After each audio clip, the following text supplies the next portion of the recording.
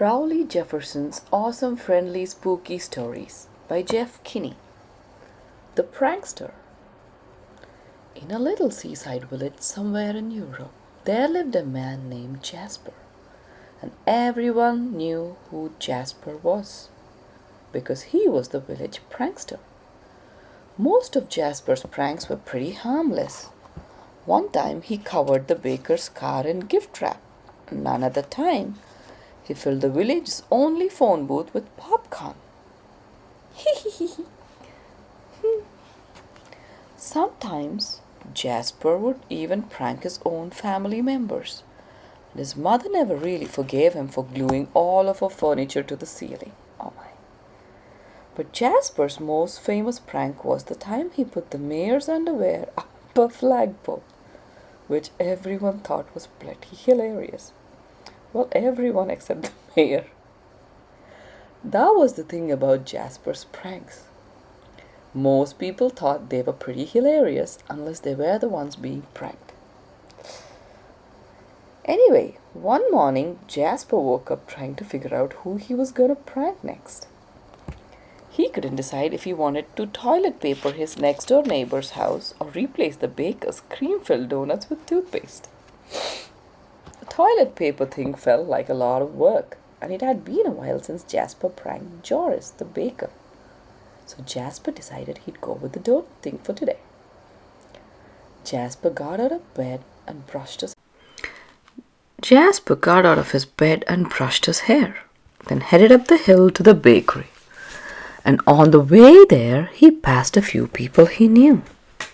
He waved to Marion, the dressmaker, and Mickey, the cheesemonger, but neither one waved back. But he figured they were just sore at him for covering their shop windows in mustard the week before. Things got stranger when Jasper walked into the bakery. His friend, Dieter, the shoemaker, was walking out, and when Jasper said hello, Dieter ignored him.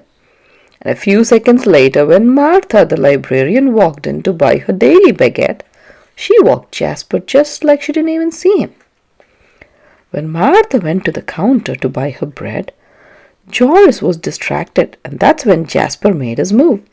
He pulled the tube of toothpaste out of his pocket, grabbed the glass lid off the donut platter, or at least he tried to, because when Jasper reached through for the lid, his hand went right through it.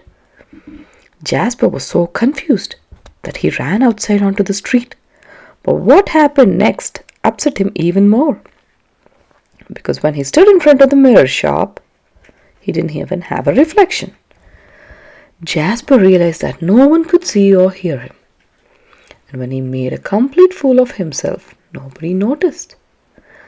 Even when Jasper barged in on the mommy and me class at the yoga studio, everybody just kept doing their thing like he didn't exist.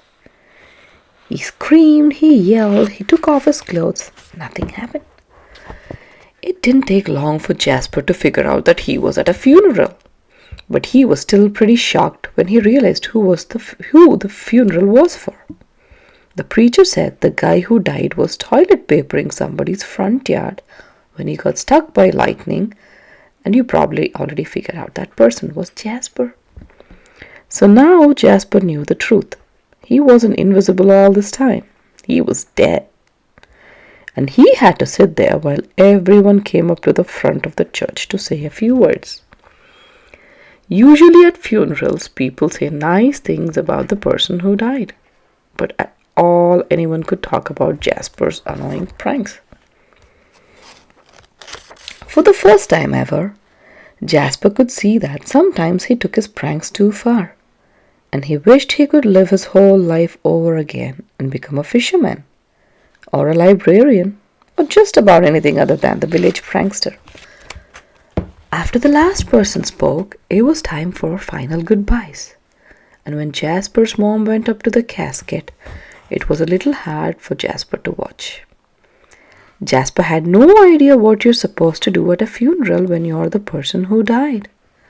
So even though it felt weird, he went up to say his goodbyes too. But there wasn't a body in the casket at all. There was just a pumpkin with a face drawn it, which kind of looked like Jasper. Then everyone started laughing at once. And that was the moment when Jasper realized he wasn't really dead, that this was all a big prank. Everyone was laughing at him. Jasper was happy. He was alive, but to be honest, he was annoyed that other villagers got him so good. Besides, he had a lot of questions. For one thing, he couldn't figure out how his hand went through that glass donut at the bakery. When Joris explained that his nephew was a whiz with technology and the whole donut platter was a hologram. And when Jasper asked why he couldn't see his reflection in the mirror, the guy who owned the mirror shop said he had replaced the mirrors with televisions that showed an empty sidewalk. Then the people who were in the yoga studio said they almost lost it when Jasper walked in on their class. It turned out the whole village was in on the joke. And since pranking was the kind of Jasper's thing, he had a hard time admitting they got him. Jasper told everyone it was a decent prank, but his were way better.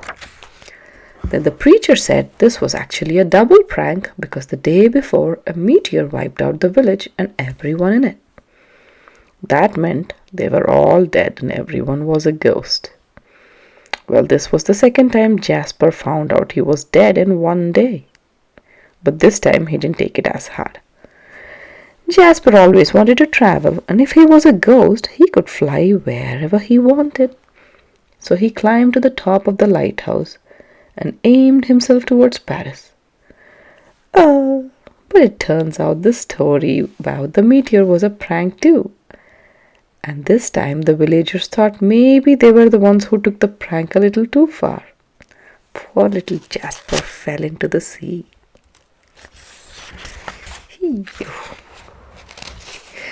See you again tomorrow with another story from the Spooky Tales. Goodbye.